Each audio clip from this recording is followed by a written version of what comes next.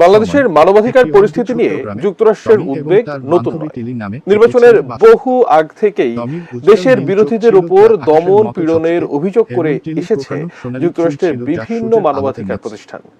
এবার যুক্তরাষ্ট্র ভিত্তিক মানবাধিকার সংগঠন হিউম্যান রাইটস ওয়াচ HRW তাদের 2024 সালের বৈশ্বিক প্রতিবেদন প্রকাশ করেছে। এই প্রতিবেদনে কি থাকছে বাংলাদেশের মানবাধিকার বিষয় জানাচ্ছেন সহকর্মী মোহাম্মদ সোহাগ বিশ্বাস। সাধারণ নির্বাচনের আগে বিরোধী দলের সদস্যদের উপর ব্যাপক দমন পীড়ন এবং সহিংসতা বাংলাদেশে একটি অবাধ ও সুষ্ঠু ভোটের অঙ্গীকার ক্ষুণ্ণ করেছে। যুক্তরাষ্ট্র ভিত্তিক মানবাধিকার সংগঠন হিউম্যান রাইটস ওয়াচ বৃহস্পতিবার 2024 সালের বৈশ্বিক প্রতিবেদনে এই প্রসঙ্গ উঠে এসেছে। প্রতিবেদনে বলা হয়েছে 7 জানুয়ারির নির্বাচনে শেখ হাসিনা সরকার টানা চতুর্থ মেয়াদে ক্ষমতায় এসেছে। অবাধ ও সুষ্ঠু ভোট প্রক্রিয়ার বিষয়ে আস্থা না থাকায় প্রধান বিরোধী দলগুলো নির্বাচন বর্জন করেছে। HRW বলছে আওয়ামী লীগের নেতৃত্বাধীন সরকার নির্বাচনের আগে প্রধান বিরোধী দল বিএনপির 8,000-এর বেশি নেতাকর্মী ও সমর্থককে গ্রেফতার করেছে। উদ্দেশ্য ছিল তারা যাতে নির্বাচনে অংশ না নিতে পারে আর বিরোধী নেতাদের অযোগ্য ঘোষণা করা যায়। অনেকেই নিখোঁজ বলে দাবি করা হয়েছিল। যখন পুলিশ তাদের গ্রেফতার করে ও শেষ পর্যন্ত আদালতে হাজির করার আগে তাদের কয়েকদিন বা কয়েক সপ্তাহ ধরে বেআইনিভাবে আটক রাখা হয়।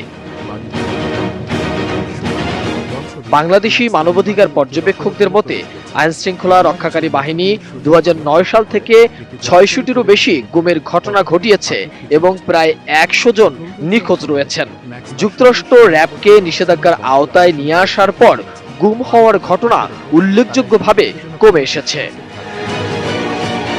হিউম্যান রাইটস ওয়াচের এশিয়া অঞ্চলের উপপরিচালক মীনাক্ষী গাঙ্গুলি বলেছেন, বাংলাদেশের প্রধান বাণিজ্য অংশীদার গাঙ্গুলি আরো বলেন, ব্যবসা বাণিজ্য মানবাধিকার লঙ্ঘনের ঘটনায় জবাবদিহির অভাব একটি দুর্নীতিগ্রস্ত সংস্কৃতিকে উস্কে তদন্তের জন্য ফলে রাজনৈতিক দৃষ্টিভঙ্গির জন্য এমনকি ঘুষ দিতে ব্যর্থ হওয়ার কারণেও আইন শৃঙ্খলা রক্ষাকারী বাহিনীর হাতে নিহত বা নিখোঁজ হওয়ার ভয়ে থাকেন বাংলাদেশিরা। প্রতিবেদনে বলা হয়েছে, মত প্রকাশের স্বাধীনতার অধিকার প্রয়োগের জন্য বাংলাদেশে সাংবাদিকরা ক্রমবর্ধমান আক্রমণের শিকার হয়ে আসছেন। নির্বাচনের আগে হওয়া বিক্ষোভ সহিংসতায় কয়েক ডজন সাংবাদিক আহত হয়েছেন। বাংলাদেশের সরকার 2023 সালে সাইবার নিরাপত্তা আইন প্রণয়ন করেছেন।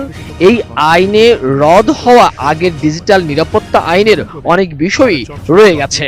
বিশেষজ্ঞরা উদ্বেগ প্রকাশ করে বলেছেন, মত প্রকাশের স্বাধীনতা ক্ষুণ্ণ ও সরকার সমালোচকদের শায়েস্তা করতে এই আইন ব্যবহার করা হয়েছে।